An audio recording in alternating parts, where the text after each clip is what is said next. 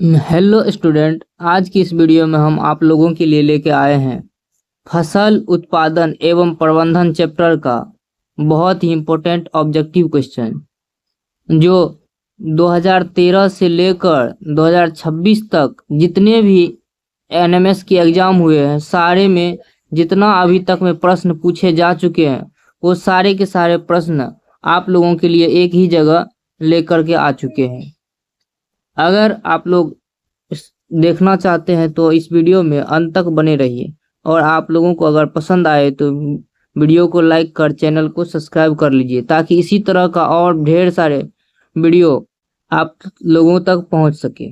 चलिए तब बिना देर किए करते हैं प्रश्न को हल करने की। हमारा पहला प्रश्न है, किस ऋतु में रबी फसल की खेती होती है? यानी रबी फसल को हम किस ऋतु में उगाते हैं? इसका आंसर हो जाएगा शरद ऋतु। क्यों?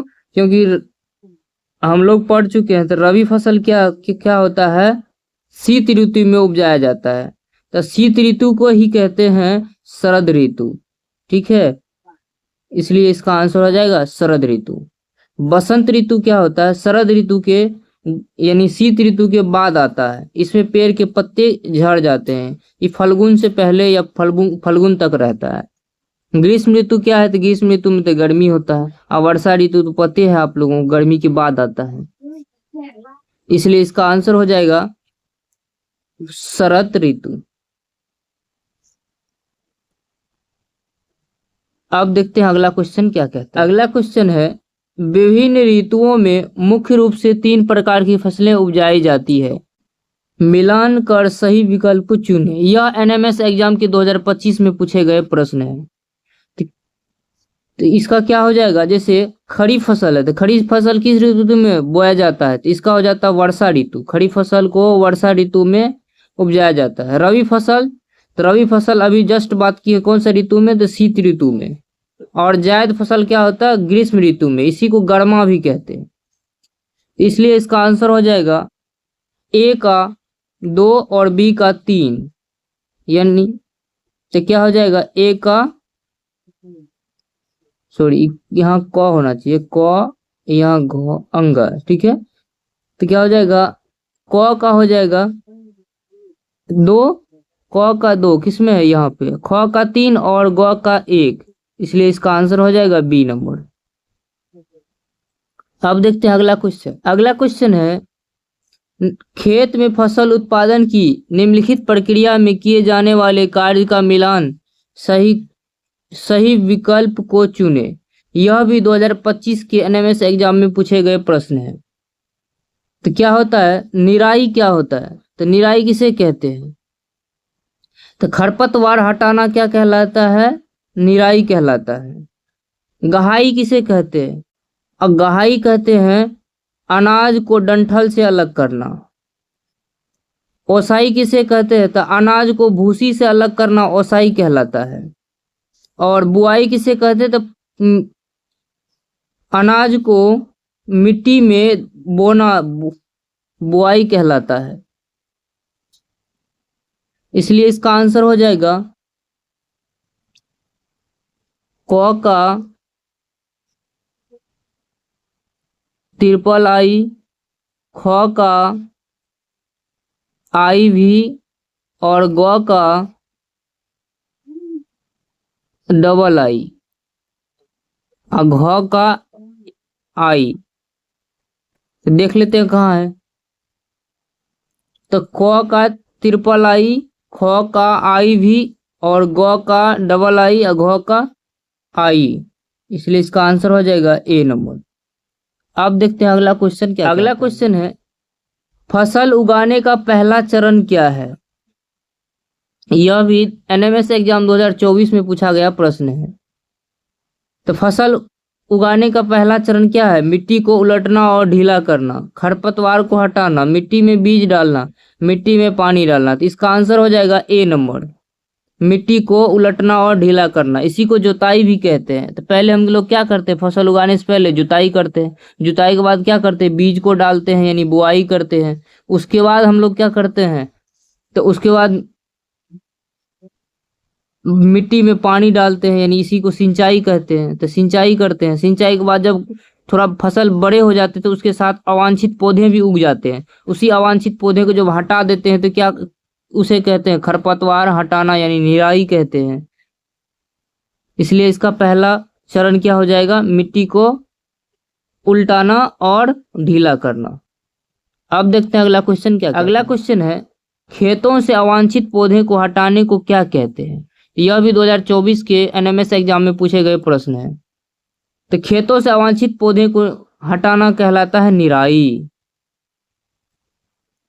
अब देखते हैं अगला क्वेश्चन है, गोबर, बेकार साग सब्जियों, पौधों की पत्तियों तथा अन्य जैव अवशेषों से बनी सामग्री को क्या कहते हैं? तो जो भी जैव अवशेष से बनता है उसे कहते हैं खाद।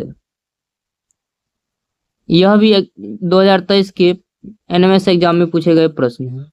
अब देखते हैं अगला क्वेश्चन है, किसी फसल की खेती करने के सही क्रम क्या है? यह भी क्वेश्चन 2023 में पूछे गए हैं। तो किसी भी फसल की खेती करने के लिए सबसे पहले हम लोग क्या करते हैं? तो सबसे पहले करते हैं जुताई, उसके बाद करते हैं बुआई। पहले क्या करते हैं? जुताई, उसके बाद बुआई, उसके बाद सिंचाई, अतः उसके बाद क्या करते हैं? कटाई। यहाँ कटाई दिया हुआ है इसलिए कटाई दे रहे हैं, लेकिन इसकी सिंचाई के बाद भी और बहुत प्रक्रिया होते हैं, वो सब हम पढ़ा चुके हैं। ठीक है, इसलिए इसका आंसर हो जाए जुताई, बुआई या सिंचाई। तो जुताई, बुआई, सिंचाई और कटाई, इसलिए इसका आंसर हो जाएगा सी नंबर। अब देखते हैं अगला क्वेश्चन क्या। अगला क्वेश्चन है, खेतों से खरपतवार हटाने को क्या कहते हैं? यह भी 2022 में पूछे गए प्रश्न है। तो खेतों से खरपतवार हटाना कहलाता है निराई। खेतों को में मिट्टी को उलटना पुलटना को कहते हैं जुताई। खेत से फसल पक जाने के बाद जब हम काट लेते हैं उसे कहते हैं कटाई। और जब फसल में खेतों में हम बीज को बोते हैं उसे कहते हैं गहाई। इसलिए इसका आंसर हो जाएगा निराई। खेतों से अवांछित पौधे को हटाते हैं उसे कहते हैं निराई। अब देखते हैं अगला क्वेश्चन है, वर्षा ऋतु में उपजाई जाने वाली फसलों को क्या कहते हैं? यह 2022 में पूछे गए प्रश्न है। तो वर्षा ऋतु में जिस फसल को हम लोग उपजाते हैं वह है खरीफ फसल। शीत ऋतु में जिस फसल को उपजाते हैं वह है रबी फसल। और ग्रीष्म ऋतु यानी गर्मी में जो उपजाते हैं उसे कहते हैं जायद फसल। इसलिए इसका आंसर हो जाएगा खरीफ फसल। अब देखते हैं अगला प्रश्न क्या है। अगला प्रश्न है, निम्नलिखित में से कौन जैविक खाद का मुख्य स्रोत है? यानी जैविक खाद जो हम लोग बनाते हैं खेतों में उसका मुख्य स्रोत क्या है, उसमें मुख्य चीज क्या रहता है? यह भी प्रश्न 2020 में पूछे गए हैं। तो इसका आंसर हो जाएगा जीवाणु। जीवाणु ऐसे जीव है जिसके द्वारा हम लोग क्या करते हैं? जैविक खाद बनाते हैं। गोबर सब में जब जीवाणु पनपता है और सड़ा गला देता है तो उसे से ही बनता है जैविक खाद। इसलिए इसका आंसर हो जाएगा जीवाणु।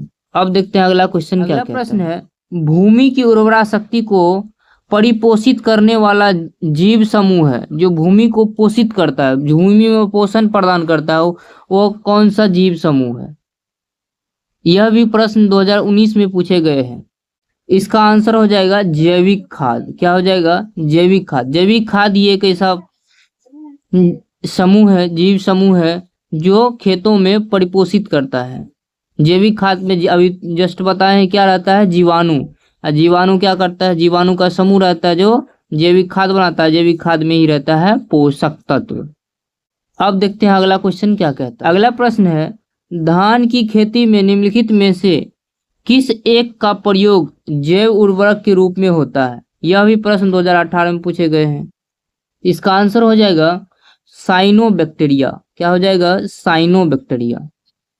अब देखते हैं अगला प्रश्न क्या कहता है। अगला प्रश्न है, निम्नलिखित में से किनको प्रत्यारोपण की आवश्यकता होती है? प्रत्यारोपण मतलब दोबारा रोपा जाता है उखाड़ करके। यह भी प्रश्न 2015 में पूछे गए हैं। तो इसका आंसर हो जाएगा चावल। चावल, इसका मतलब चावल का मतलब हो गया धान। जब भी धान का बात होता है तो वहां चावल लिखा जाता है। तो धान में ही क्या करते हैं हम लोग? पहले बिचड़ा पाड़ते हैं, जब वो तैयार हो जाता है तो उखाड़ लेते हैं बिचरा को, उसे कहते हैं मोड़ी। क्या कहते हैं? जब वो बिचरा उखाड़ लेते हैं तो उसका अलग से नाम लिख रख दिया जाता है मोड़ी। या फिर इस मोड़ी को हम लोग खेत में कदवा करके उसमें गाड़ देते हैं। तो 2 बार इसको करते हैं, इसलिए इसका आंसर हो जाएगा चावल। अब देखते हैं अगला प्रश्न क्या है। अगला प्रश्न है, निम्नलिखित में से कौन रबी फसल नहीं है? रबी फसल किसे कहते हैं? तो रबी जो शीत ऋतु में बोया जाता है उसे कहते हैं रबी फसल। तो शीत ऋतु में जिसे उपजाते हैं वो क्या है? रबी फसल। तो इनमें कौन नहीं है? देखो इसका आंसर हो जाएगा चावल। चावल क्यों? क्योंकि चावल का अभी जस्ट बताएं, चावल मतलब धान। और धान कौन सा फसल है? तो धान है तुमको वर्षा ऋतु फसल। क्या है? वर्षा ऋतु फसल। धान वर्षा ऋतु में उपजाया जाता है, इसलिए इसका आंसर हो जाएगा चावल। अब देखते हैं अगला प्रश्न। अगला प्रश्न है, अनाज से छिलका निकालने को क्या कहते हैं?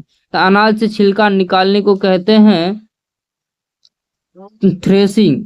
अनाज से छिलका निकालना कहलाता है थ्रेसिंग। इसको थ्रेशर से तैयारी किया जाता है। जब भी कोई फसल काटते हैं हम, तो हम लोग क्या करते हैं? फसल को क्या करते हैं? छिलका से अलग कर लेते हैं उसके बीज को।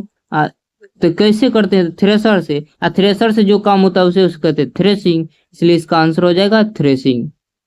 अब देखते हैं अगला प्रश्न है, निम्न में किसी एक का प्रयोग उर्वरक के रूप में किया जाता है। तो किसका प्रयोग उर्वरक के रूप में किया जाएगा? ये प्रश्न 2013 में पूछे गए हैं।